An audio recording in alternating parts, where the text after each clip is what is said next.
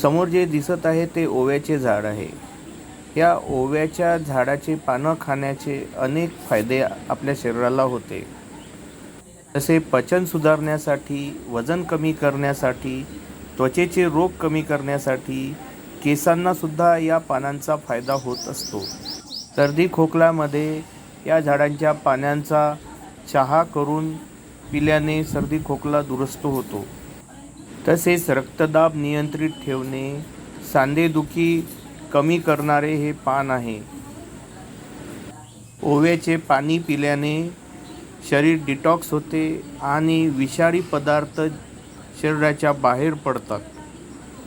ओव्याचे पाने खाल्ल्याने सर्दी खोकला कमी होतो व पचन सुधारते. ओव्याचे जास्त प्रमाणात वापर केल्यामुळे आपल्याला त्याचे दुष्परिणामसुद्धा आढळून येतात. ओवा जास्त प्रमाणात खाल्ल्याने पोटात गॅस तयार होते. प्रत्येक व्यक्तीने आपल्या घरात आरोग्याच्या दृष्टीने अशा प्रकारची झाडे कुंडीत लावावी व त्याचा भरपूर उपयोग करून घ्यावा. माहिती आवडली असेल आणि फायदेशीर वाटत असेल तर जरूर आपल्या मित्रांना शेअर करा.